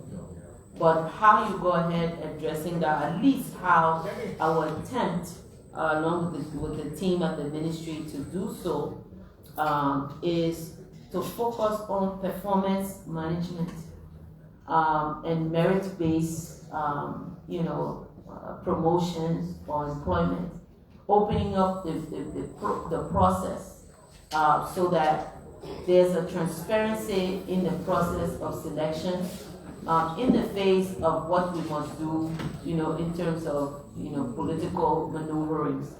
But to make sure that if people are in the system, let them be qualified, let them be vetted, let us have performance management, performance review. Somebody started a job, do they even have a term of reference to understand the job that they should be doing? That's the first thing. Somebody's given a position, you don't really give them a term of reference. Day to day, what are the results they should be, delivering is not clear. So those are some of the things that we are looking at addressing in the inspectorate regime. Time for gender balance. Senator Butokane, followed by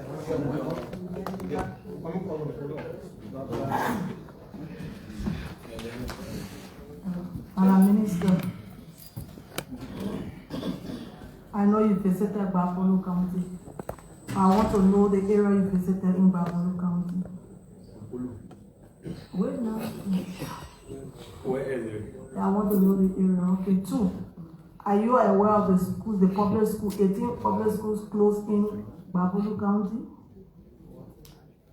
18 public schools are closed in Buffalo County because of lack of teachers. I'm not aware of that. Okay. Get to know that. No, okay. Yeah, get it. Then another thing. In our county, it's very challenging. Some students walk 4 or 5 hours to reach to their school campus. So, lawmakers deem it necessary to open schools in the communities. But the schools, we don't have teachers. What mechanism are you going to put into place to see how best the school be open? We have so many schools like that in Buffalo County. And another one, you talk about the Mary's meal. The children don't want to go to school. And in Bapolu County, we don't have the nearest need there. How long will it take for you to carry nearest need in Bapolu County to encourage our students, our children to go to school? Question. All our questions should answer. Okay, yeah. Then the last question is about the head count. Oh, thank you. CSA, we are going to do head counts on the living body and the dead bodies. Because for Bapolu County, majority of the teachers, some travel, some are dead, but they are still on payroll. You check like the school in Bapolu, the central heart, they have only 5 teachers on payroll. But they have been so many teachers taking pay with all been working. So I think our county is the least. You really need to pay attention to it. Please, Madam Minister, I don't want to praise you, because when the devil is dancing, by shaking your head, you can know that the devil is doing the best dance. As you were speaking, I was shaking my head. I said, yeah, there is a minister. So, as a female, please pay attention to Bapolu County, and that's my questions to be answered. Thank you. Thank you very much, Honorable Senator. And I must say, Bapolu is one of the counties that we have a female CEO, and she's doing well. I went to her office in addition to touring the counties. I was trying to pull up for you the specific areas that we went in Bapolu. I'm just having technological challenges in pulling that up. But if you can, you can, yes, went to, can you speak up so the senator can hear?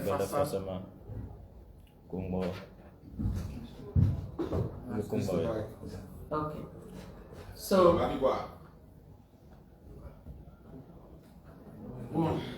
okay. So those are the areas that we went to in Bapolu.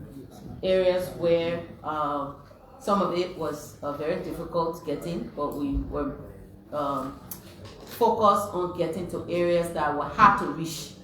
To see, for example, the Learning Foundation, the IRAS project. Bapolu is one of the places that schools are being constructed. So in that respect, we wanted to go and assess the completion of those schools, where they were. And I can report that the area that we went to, I believe that was Bella Fasama. Yes, that had, the construction was completed, state of the art construction in terms of what we've come to know as traditional, school buildings versus ones that are a bit improved. The condition around the walking to school and lawmakers stepping in to support their districts in constructing schools, and the need for teachers cannot be overemphasized and commended. But what the ministry would like to do in terms of that collaboration with the lawmakers is for us to plan together, so that when a school is being constructed, we have it in our plan to say a school is being constructed because there's a spec at the ministry for what schools, Liberian public schools, should look like. So that we have that design, 1. 2, we put it in the plan to say, okay, this school that's being constructed, it would need certain number of teachers because the number of students that will be in this school will be this. They need that, but we don't have that kind of close coordination. So then when the schools are constructed, the ministry is now told, add this to what you've already planned for. So I think the close collaboration will really help us in making sure that that burden that's currently on the lawmakers are not, at least minimized because we are all collaboratively working together. Regarding Mary's Mills, when I indicated earlier about partners working in certain corridors of the country and just kind of sticking to that corridor, that's what I was talking. That's some of what I was talking about. Certain donors will say this is where we operate, and so our plan in discussing with them is there are needs all around the country. We have to assess, and open the corridor. If, for example, development partner who is providing school feeding doing here, then let another one pick up, from here to here, and so that we have even distribution. And then to even extend that is the importance of school feeding. It's so important. That was one of my first national duties that I took when I took office, was to attend the school feeding day done by the African Union in Burundi. And what I saw was a national program for school feeding that supported the feeding of students through their country. And then speaking with my counterpart from Benin, they have a national school feeding program. Because whilst these programs, yes, they are good for our donors to support us, as a nation, we should also be able to put our skin in the game, because we make this a priority to see increased enrollment, as you rightfully stated, Madam Senator. That, that, so in terms of that area with Mary Mills, those are some of the thinkings and strategies that we are working in terms of modalities to see how we can scale up, because we see the need. It encourages students to go to school. Thank you. The last batch of senators, Senator Kapla, followed by Senator Dale Trout. What about Dillon? What's what I mean? Chairman, what the issue going? What the issue is? There are four now. Senator, you will not four. Let committee members. Senator, you will have your time. Otherwise, we'll filibuster him. Thank you very much. Sunday school was set right before. Sunday school was set right before the president. The pro tem emeritus. And then the preside will see you wake up. Thank you, and thank you, Madam Minister. Congratulations on the tour. We received your letter telling us that you are going to Makati and for keep on by the way. Thank you for that tour. We look forward to receiving the report so that we help with oversight where necessary. Some of the issues I really wanted to raise have been raised by my colleagues, and I was very glad when I heard you mention about developing a policy and plan for the education sector. That is indeed necessary, because it will respond to some of the questions that came about targeting donor programs, projects, and funding. Because if you have your policy and plan, when donor in the sector come, then you as a sector actor will have means by which you can direct them to where your gaps are. Otherwise, they come and decide what they want to do, and in most cases, we see all of these billions listed, but we hardly get any impact in the sector. We all know that the declaration that education gone to mess have been so long, and we're losing much improvement up to now, which is really, really concerning. So I'm happy that you went and experienced this on some of the issues that exist. My colleagues, and you mentioned about the extra fees. I don't know whether in your conversation some other things came more rather than just cash payment.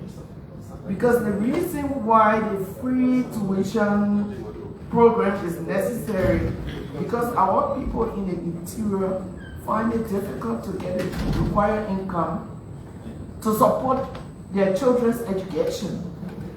But school authorities also add more burden than what's being waived by government. For example, when we went to school, we were only made to get our nation trousers, be khaki or blue trousers, depending on the colors, and the little t-shirt printed on it, which is far more cheaper than the one now. Every school wants a tracksuit. In the interior, parents have been charged $25 US. So if you are waiving like 10,000 or I mean less than 10,000, 5,000 school fees, and you ask a sick parent to buy a tracksuit for $25, then you're adding more credit. So I hope you, in your conversation, you saw that and your policy can address that. Also, I wanted to find out whether the school boards, Senator Moy mentioned that, whether the school boards are still active and they are really participating in the management of the schools in the community. Another thing is the issue of flexibility fees. If we want to improve our educational system, we need to be rigid, because the fact that students know that they can pay money to pass, it discourages them from studying. And Liberian kids are very smart if they put their attention. But if they are encouraged by school administrators to collect money for flexibility, that undermines the entire system. Also, the scholarship, I wanted to find out whether there are plans to position these graduates, become more complete, and they have their option where they are to at least provide for them, and they know they're coming home to no jobs. It will discourage them from coming home. And we'll continue to train people, they remain in the diaspora for fear that when they return home, they will not be placed in any employment. So I wanted to find out whether there are any plans in that direction. The elephant will come. Okay, all right. Thank you. Can you respond, Madam Minister? Okay, thank you. Regarding the school board participation, what we have assessed is all the counties do not have or constituted have not constituted their school boards, and the capacity, even on the school boards that we saw, for what we would need in terms of helping manage the school, that capacity will need to be built. What was done in this budget, because the school board activity is funded, out of the fact that, yes, it's a statutory mandate for the school board to operate, but, their means and mode of, moving about and doing things were not accounted for. So what we did in this budget year was to make some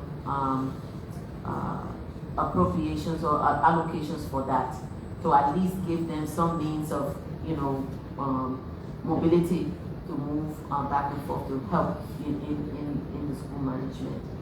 But all of those are part of the plan for strengthening the system, strengthening that we talked about, because the Inspectorate will be part, school board coordination will be part of that, and they will have to need to be set up across the various counties. There are counties that don't have school boards or completed school boards set up per what the act indicates, the number of people that should be on the school board.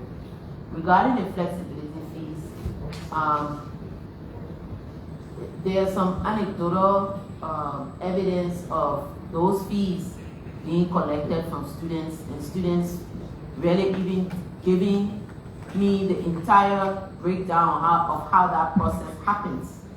And if I'm to do an assignment or take a test, if I don't submit my assignment with the flexibility fee in there, my assignment will not be collected. Is what we were getting from students all across the country. So that is a chronic issue in our system. One, it goes to the lack again of the kind of monitoring and supervision. And then two, the understanding to students that they can just pay money, as you indicated, Honorable Senator, and pass. But they're not learning anything because that's not passing. It's just letters on paper. So this inspectorate regime is the reason why, this issue is the reason why this inspectorate regime is being established to curtail some of this, and the collection of fees, how it's collected, and then if the teacher or faculty member is caught, what actions, what punitive actions, disciplinary actions are taken against them, will start to curtail some of this. What we found in some schools is an organized system. It's an organized, you know, for lack of a better term, cartel. You know, where the teacher alone is not the one. There were schools that I visited where I asked for students' report card, grade sheet, and I look at a grade sheet and I ask, call the roll in the class. I asked the student, when did you enroll in the school? The student said, I enrolled in third quarter, third period. But there's grade on their report card for first and second period. When I called the VP of instruction, he couldn't explain to me why that was the case. So these are the systemic and chronic issues that we've heard about in our system. And if we are to correct it, it's not only on the ministry alone, it's the PTA as well. We talk about the fees. Some of these fees that are assessed is assessed by the PTA themselves, knowing the conditions in the villages, in the districts. So the scholarships issue that you mentioned also, and the likelihood for people to return. I just had that a discussion with my team just yesterday when the team that I sent to do the head count for the Morocco and China scholarship returned. Some of the students who have graduated, those are the things that they were concerned about, just as you articulated, that we go back and we don't know if we'll have a job. So it's looking at the MOU that these students are signing, holding especially for those that are civil servants. And another area that we're looking at to address this area is the National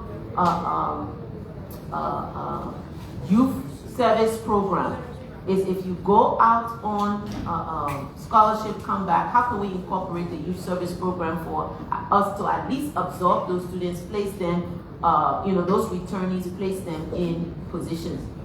Another one is students go abroad, they get a master's degree when they come, or a higher degree. When they come back, the idea is I was an officer or specialist, I need to go to a higher position. But that was not planned for. So all of those need to be captured in an MOU with the students who are going to benefit from this program and hold to the feet of the fire of these line ministries, that will say these people are leaving, their jobs need to be withheld because the MOU says you need to pay them 50% of their salary. So when they return, they need to go back at least to their positions, assess them for a period of time, and then if they deem promotionable, you promote them. So those are what we're doing in that regard. Okay.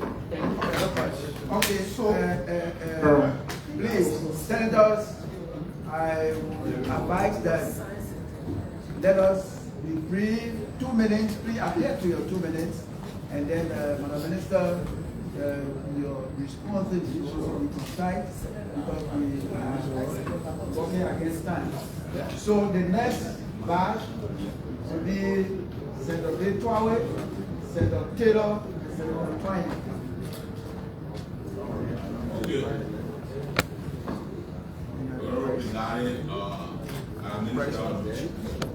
Thank you for coming. I'm an educator, which is my job. I'm a teacher by profession. Madam Selim once said that the system is a mess.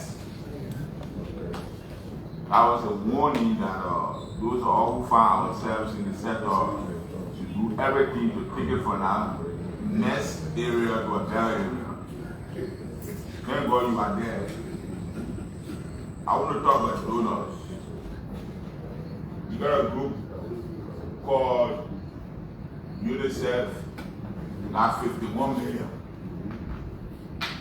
And EU supposed to TVET.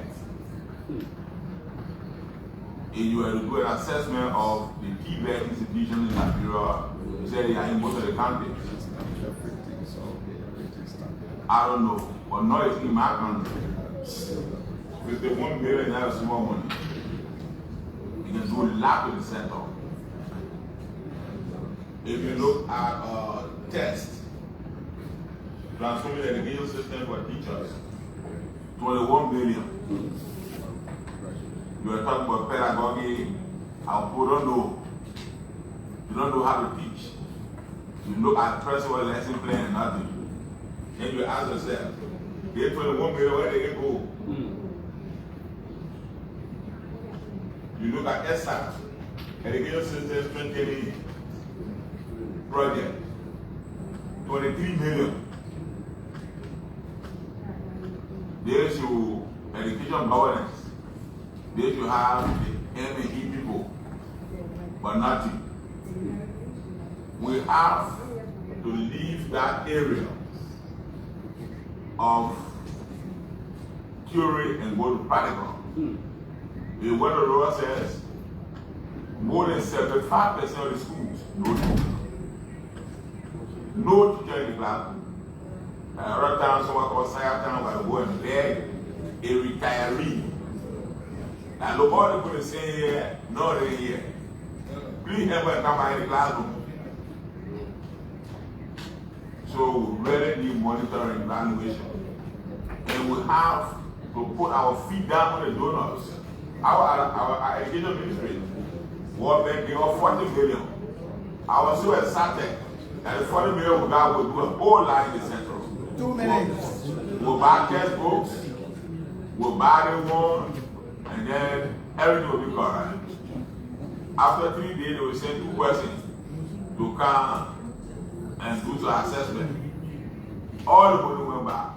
All the money went back to those people that gave the money.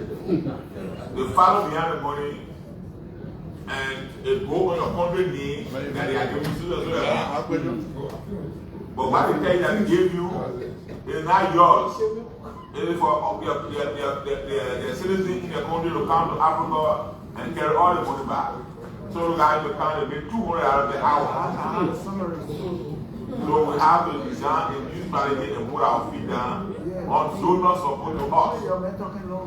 They rather keep their money there, go out and they give out money, they bring the money, and nothing can happen. 2 minutes? Thank you. 2 minutes, Senator. They're finished. I'll finish though. No, 2 minutes. I tried to ask a question, I just said the previous. What's your progress?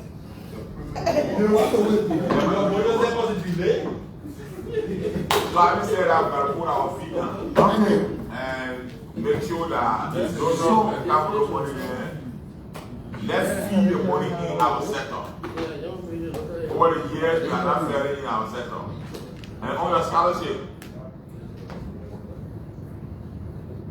the one for Germany, Italy, and other countries, you know, we're working together. The senators, the lawmakers, we are working together. I want you to look in your counties. Sometimes you make your selection, look in your county and look. For Roses County, one person will go on the scholarship. For this county, 2 people will go on the scholarship. Then it will be balanced. Everything in Morovia, only Moravians will apply. And we in Russia will not get anything. The grant will not get anything. So I want you to balance it. Let go to the county and get to the term of the county to come and join the scholarship. That would be better. Madam can you please wait, let the last state vice and senators ask all the, so record their concerns. I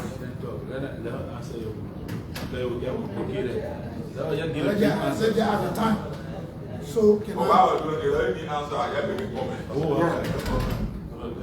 Thank you, Mr. President and Madam Minister. I will take less than 1 minute. I'm concerned about why you do have a laboratory in various schools. That's 1. 2, how do you select your students for scholarship? And what are the contracts signed with them before they leave for the scholarship? Because I heard you saying that the students will go, sometimes they will stay there, they won't come by, they will change program they're going for to another program. How do you select those students? And and what are the contracts signed? And lastly, are you getting students from all the counties? Because scholarships are for scholars, and there are scholars in our county, Cape Mount, and some of them are not on scholarship. Thank you. Senator Twain, the last.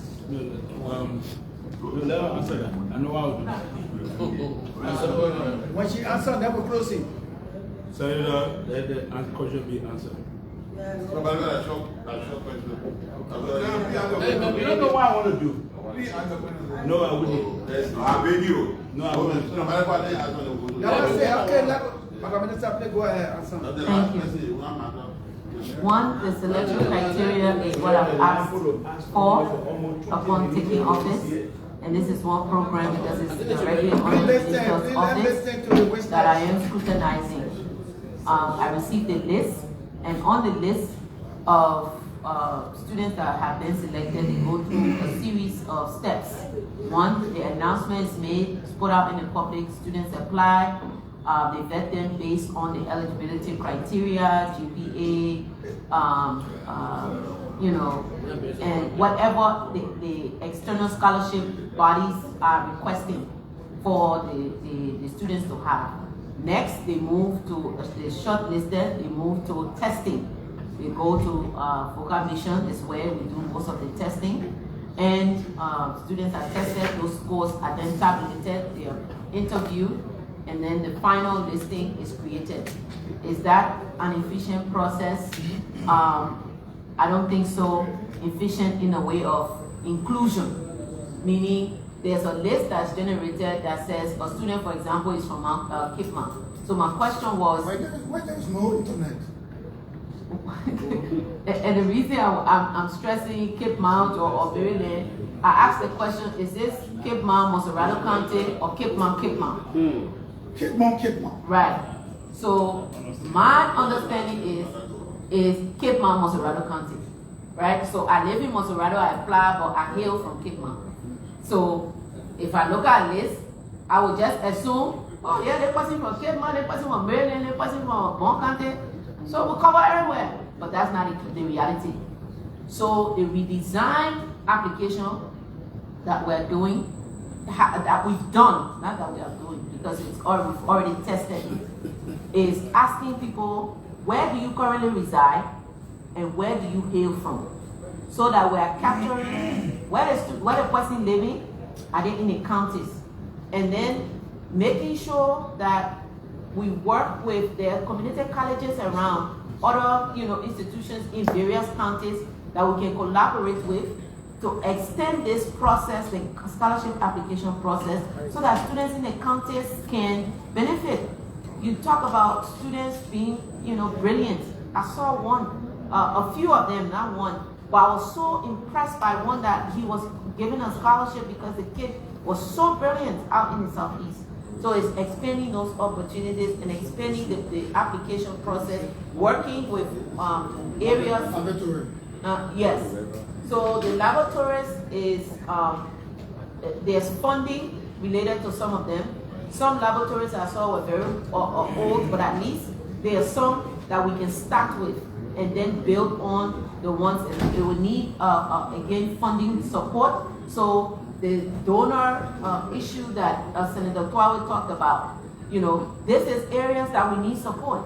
And our senator from Cape Mount, when you do an operational plan, you know where your gaps are. So if donors come in, look, we need laboratories in our schools. Everybody can come and do learning foundation, for example. Everybody can come and do early childhood.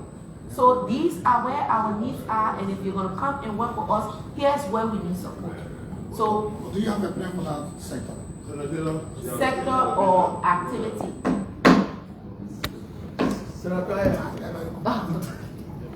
Thank you for coming along with your team, Madam Minister. In the interest of time, I have so many questions for you, but I will use my leverage as a member of the committee to meet you at the leisure time, as I promised, to put forth some of these questions. And I will hereby you to the presiding to take us home. Thank you very much. Okay, Madam Minister, we want to thank you very much for been very responsive, cooperative, answering all of the questions. But again, as highlighted, this senator and this Senate wants to know your plans for the usage of the budgetary support provided to you this fiscal year. And what we still want to know is, what are your plans of developing laboratories in all of the counties? If not all, can you come up with a plan that laboratory is provided in 1, 2, 3 counties, and next year we'll do the other? Because the educational system throughout the country has to be improved. What are your plans to provide laboratories and libraries? Summarizing what you asking? I'm summarizing. What are your plans to provide libraries in the counties? Can you quantify how many counties that you think you can work with? And eventually, at the end of the 6 years, then you come up with bridging the gap of not having library in the county. How many volunteer teachers have spent the money that you have? You have to be put on payroll. We want to know now so that at the end of the year, we can track the number of volunteer teachers that we put on payroll. What are the number of schools that will be renovated for the budgetary year? Because you indicated, as stated to be corrected, you think you have, for the operational funds, you have 46 million. That 46 million, how many schools will be renovated in the counties? How many that will be built?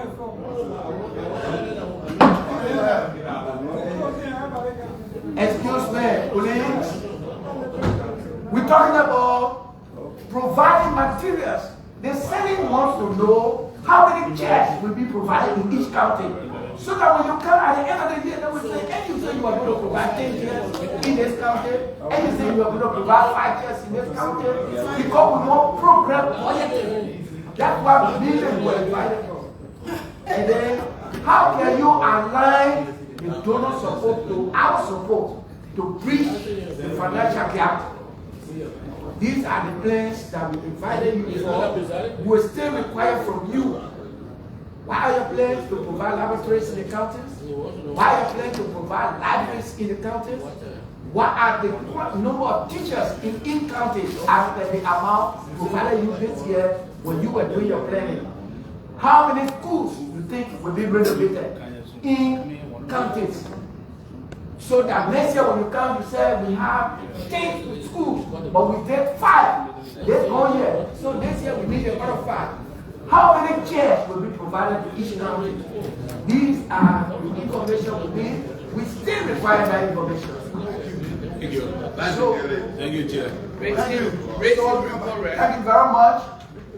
We require the information from you in that 2 long distance vision. Please send us the information so that at the end of the year we can track what we achieved.